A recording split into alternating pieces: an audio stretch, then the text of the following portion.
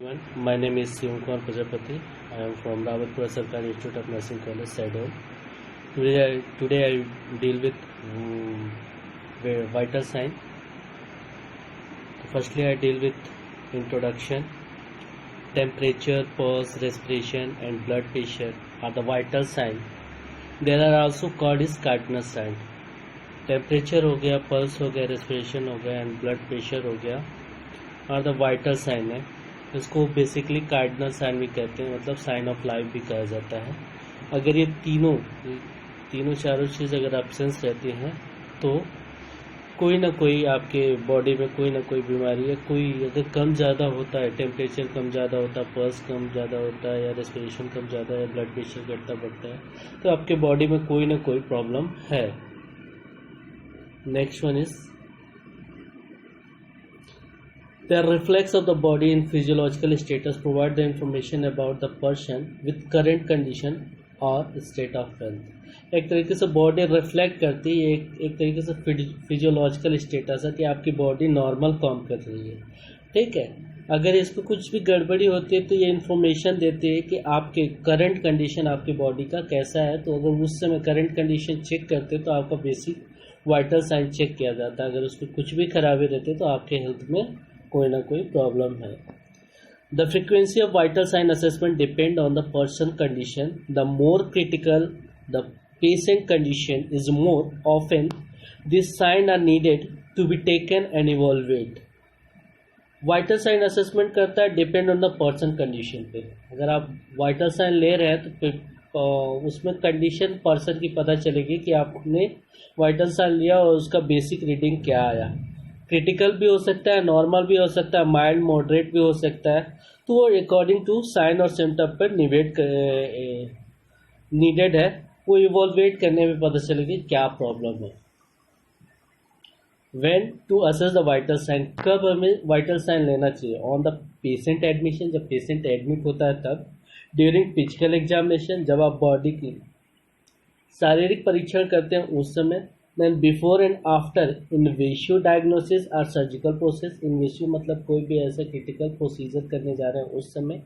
Then surgical procedure के time. Then monitoring during recovery बोला जाए तो आफ्टर सर्जरी के बाद या आफ्टर प्रोसीजर के बाद तब मॉनिटर किया जाता है, या आफ्टर कोई मेडिकेशन जो डेंजरस है या हाई डोजेस है उस कंडीशन में. Then before and after medication affect the cardiovascular and respiratory function. जो मेडिकेशन किया, अगर कुछ मेडिकेशन ऐसे होते हैं जो हाई डोजेस होते हैं या इफेक्टेड होते हैं तो वो कार्डियोवैस्कुलर रेस्पिरेटरी फंक्शन उसमें थोड़े बहुत चेंजेस आते हैं, उसके लिए चेक किया जाता है. In any emergency medication condition या मेडिकल कंडीशन में चेक किया जाता है. Body temperature is the balance between the produce heat lost by the body. एक तरीके से बॉडी दो टाइम में करता है, थर्मोजेनेसिस और थर्मोलाइसिस. थर्मोजेनेसिस में हीट प्रोडक्शन होता है और थर्मोलाइसिस में हीट लॉस होता है इन्वायरमेंट से. अगर बेसिक अगर एक तरीके से करेक्टिव सकते तो हीट गेन किससे होता है? आपका BMR, बेसिक या बेजल मेटाबॉलिक रेट के कारण. ठीक है, मस्कुलर एक्टिविटी करते हैं जिसके कारण हीट प्रोड्यूस होता है.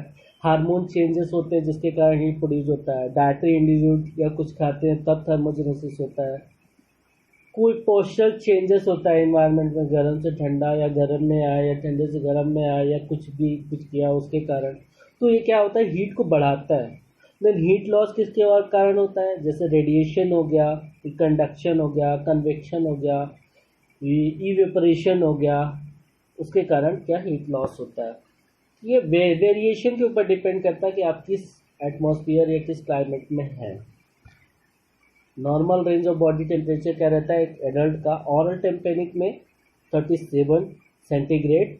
देन टेम्परेचर में फ़ारेनहाइट में 98.6 Fahrenheit. Rectal 37.6. Then temperature 99.6. Then axillary 36.4. Then Fahrenheit में 97.6. टाइप्स ऑफ थर्मामीटर में ग्लास थर्मामीटर हो गया, इलेक्ट्रॉनिक थर्मामीटर हो गया, देन डिस्पोजेबल थर्मामीटर हो गया, टेम्पेनिक थर्मामीटर हो गया. Next one is fever. Mostly generally जो रहता है लो ग्रेड फीवर होता है, हाई ग्रेड फीवर होता है, hyperpyrexia then hypoparesia. So body temperature above the normal card in fever and hypothermia, the person having fever the indicate the febrile. तो low grade fever में क्या 37.1 centigrade से below लेके 38.2 centigrade तक. Then high grade fever में 38.2 centigrade increase होता है. Then हाइपोथैलेमिया में हायर देन 40, मतलब 105 to 6 डिग्री फ़ारेनहाइट होता है हाइपरपैरेक्सिया में. इंटरमिटेंट फीवर और remittent fever. Intermittent alternate febrile episodes आते हैं. पीरियड इज नॉर्मल टेम्परेचर, थोड़ी थोड़ी देर में या कुछ कुछ घंटों में वो फीवर्स आते हैं. एंड देन रिमिटेंट में कंटिन्यूस फीवर बना रहता है, वेरिएशन थ्रू द डे के अकॉर्डिंग कंटिन्यूस बना रहता है. Method of measurement of body temperature. Oral method, rectal and X-ray, जो मोस्टली आपको मैंने पहले बताया थर्मामीटर से, उसे चेक किया जाता है. अकॉर्डिंग टू कंट्राइंडिकेशंस अलग अलग होते हैं, जिसमें सबका अलग अलग क्राइटेरिया बना है, जो आप इस चार्ट में देख सकते हैं. Next one is pulse. Pulse is the index of the heart rate and rhythm. Pulse provide the valuable data about person cardiovascular status. Then definition, the pulse is wave of blood created by contraction and left ventricle of the heart.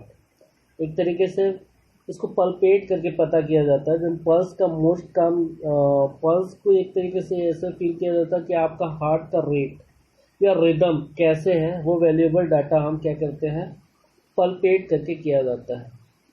जैसे mostly definition में बता रहा, pulse is wave of blood created. एक तरीके से wave जो रहते हैं वो ब्लड क्रिएटेड रहता है.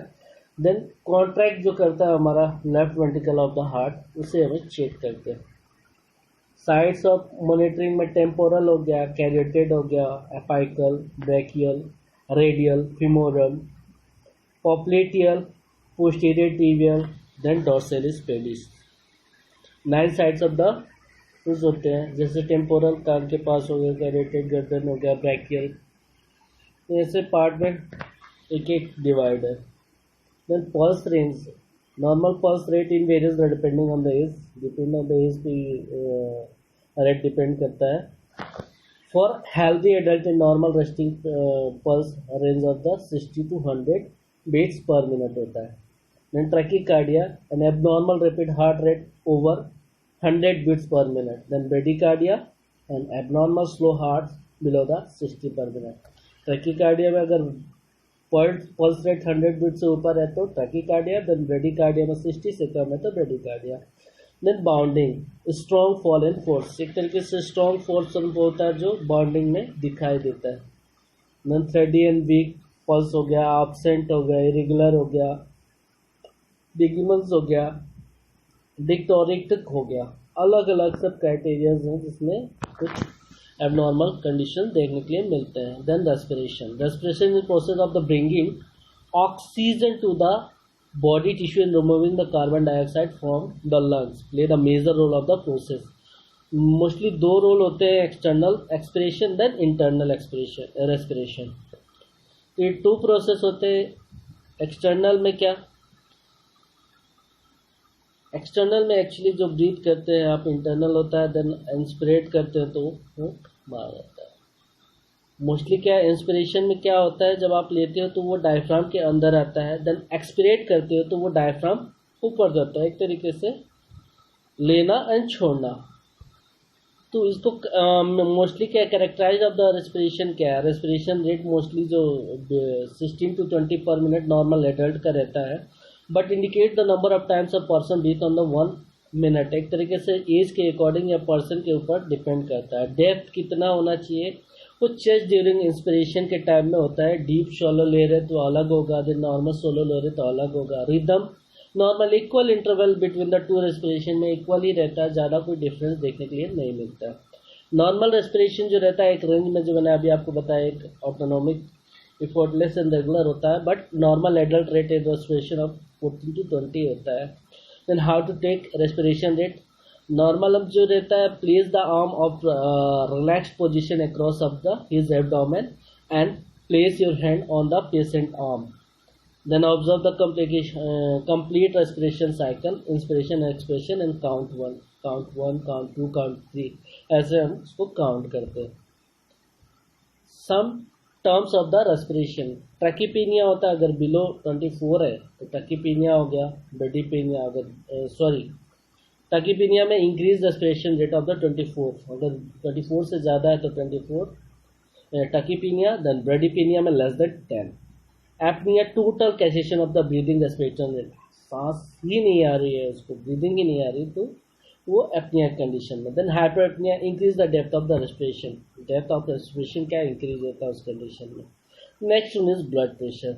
नॉर्मल ब्लड प्रेशर जो मापने रहते हैं वो मिलीमीटर मर्क्यूरी mmHg में रहता है. Blood pressure is the force extended by the blood अंगेज of vessel walls. Vessel walls का अंगेजमेंट कितना है, आपका हार्ट कैसे काम कर रहा है, उसके थ्रू हम क्या करते हैं, चेक करते हैं. Is measure by the millimetre mercury. दो प्रेशर होते हैं, सिस्टोलिक और डायस्टोलिक. मैक्सिमल प्रेशर जो होता है वो सिस्टोलिक होता है और जो मिनिमल प्रेशर होता है वो डायस्टोलिक होता है. और that is the maximum pressure of external of arteries during contraction of the left ventricles of the heart. ठीक है, एक्सटर्नल होता है जो कॉन्ट्रैक्शन होता है उससे हम चेक करते हैं. डायस्टोलिक में क्या रेस्ट होता है वेंट्रिकल्स का, तब वो पता चलता है. कई मेथड हैं ब्लड प्रेशर चेक करने का. डायरेक्ट मेथड हो गया. देन इनडायरेक्ट मेथड में मर्क्यूरी एनोइड इलेक्ट्रॉनिक बीपी हो गया. देन नॉर्मल ब्लड प्रेशर जो होता है 120/80 नॉर्मल प्रेशर होता है, बट कई वेरिएशंस में अलग अलग है. Normal blood pressure in adult varies between the 100 to 140 mmHg systolic and 60 to 90 mmHg diastolic, but BP vary with the widely depend on the individual other factors.